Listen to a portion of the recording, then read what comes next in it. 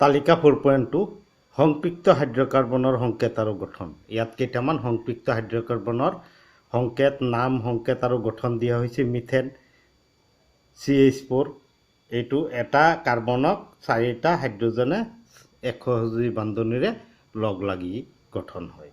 এইবিলাক হৈছে সংপৃক্ত হাইড্ৰকাৰ্বন। এতিয়া মিথেন এইটো 2টা কাৰ্বন থাকিলে ইথেন, মানে হাইড্ৰকাৰ্বনবিলাকৰ কিয় এইবিলাক নাম হৈছে, নামাকৰণটো কিয় এনেকৈ কৰা হয়, এইটো এতিয়া আমি এটা সাধাৰণ প্ৰক্ৰিয়াৰে শিকিব পাৰিম। এই বিষয়ে আমি পৰৱৰ্তী ভিডিঅ'ত এই বিষয়ে আলোচনা কৰা হৈছে। এতিয়া আমি সংপৃক্ত হাইড্ৰকাৰ্বনৰ নাম আৰু গঠনখিনি চাই লওঁ।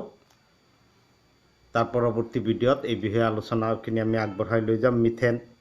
মিথেনৰটো ক'লোঁ। ইথেনত C2 প্ৰথমতে এই 2টা কাৰ্বন চোৱা, 2টা কাৰ্বন, তাৰপিছত কাৰ্বনৰ বাকীবোৰ যোগ্যতা আমি কি হাইড্ৰজেনেৰে পূৰ কৰিব লাগে সংপৃক্ত হাইড্ৰকাৰ্বনৰ ক্ষেত্ৰত এইটো। তাৰপিছত প্ৰপেনৰ C3H8 মানে 3টা হাইড্ৰজেন, 3টা কাৰ্বন, 8টা হাইড্ৰজেন। এইটো চোৱা 3টা কাৰ্বন C একসহযোজী বান্ধনীৰে লগ হৈছে, বাকী যোগ্যতাবোৰ কি হৈছে। এতিয়া মাজৰ কাৰ্বনটো চোৱা, ইয়াত 2টা কাৰ্বনৰ লগত 2টা একসহযোজী বান্ধনী গঠন হৈছে। তাৰপিছত ইয়াৰ যোগ্যতাবোৰ হ'বলৈ হ'লে আৰু 2টা হাইড্ৰজেনৰ লগত একসহযোজী বান্ধনী গঠন কৰিলেই হ'ল।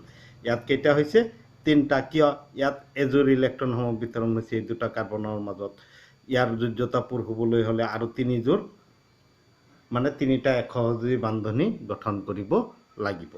প্ৰপেনৰ হ'ল এইটো। বিউটেন C4H10 ইয়াৰ পৰা কি দেখা যায়, C4H10ত 4টা কাৰ্বন একসহযোজী বান্ধনীৰে যুক্ত হৈ আছে। 4টা কাৰ্বন চোৱা,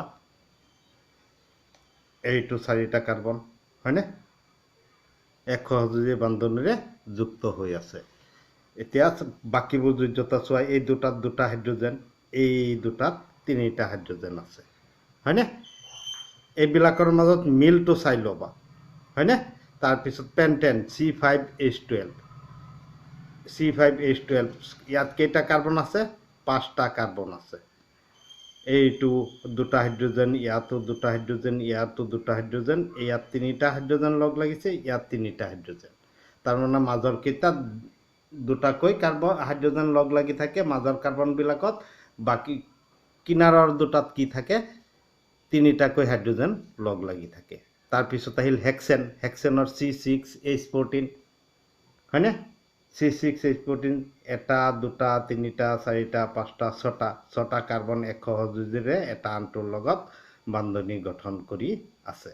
এতিয়া মাজৰ কেইটাত চোৱা, এইটোত চোৱা 3টা, এই কিনাৰটোত 3টা হাইড্ৰজেন, মাজৰ 4টাত প্ৰতিটোতে 2টাকৈ হাইড্ৰজেন লগ লাগিছে। কিয়? এইটো কাৰ্বনৰ ক্ষেত্ৰত চোৱা, ইফালে একসহযোজী এটা, ইয়াত একসহযোজী এটা, ইয়াত এটা, ইয়াত এটা, 4টা। আমি জানো কাৰ্বন চতুৰ্সহযোজী, 4টা একসহযোজী বান্ধনী গঠন কৰে। ইয়াৰ উপৰি এইবিলাকৰ মাজত আৰু কি পাৰ্থক্য বা কি মিল থকা তোমালোকে দেখা পাইছা। এই মিথেনটো লৈ চোৱা, কেইটা, এটা কাৰ্বন, হাইড্ৰজেন 4টা, ইয়াত 2টা কাৰ্বন, হাইড্ৰজেন কেইটা, 6টা। তাৰমানে ইয়াতকৈ এটা কাৰ্বন ইয়াত বাঢ়িছে আৰু হাইড্ৰজেন 2টা বাঢ়িছে। এইটোৰ ক্ষেত্ৰতো চোৱা, ইয়াত কি হৈছে, এটা কাৰ্বন বাঢ়িছে, হাইড্ৰজেন কেইটা বাঢ়িছে, 2টা, কাৰণ ইয়াত হাইড্ৰজেন 6টা। ইয়াত আণৱিক সংকেতত আমি চালে এই কথাটো গম পাব পাৰি। মিথেনৰ ক্ষেত্ৰত চোৱা, C4 হয়নে, C4 ইয়াৰ পৰা ইয়াত এটা কাৰ্বন, 2টা হাইড্ৰজেন বাঢ়িছে, ইয়াৰ পৰা ইয়াত এটা কাৰ্বন, 2টা হাইড্ৰজেন বাঢ়িছে, এইটোতকৈ ইয়াত এটা কাৰ্বন আৰু 2টা হাইড্ৰজেন বাঢ়িছে, ইয়াতকৈ ইয়াত এটা কাৰ্বন আৰু 2টা হাইড্ৰজেন বাঢ়িছে। এইটোতো কি হৈছে, ইয়াতকৈ ইয়াত এটা কাৰ্বন বাঢ়িছে, 2টা হাইড্ৰজেনৰ বৃদ্ধি ঘটিছে। তাৰমানে এইবিলাক যিটো সংকেত হয়, 2টা ক্ৰমিক যৌগৰ কি হ'ব, এটাতকৈ আনটোত এটা কাৰ্বন আৰু এটা হাইড্ৰজেন, 2টা হাইড্ৰজেন বেছি থাকিব।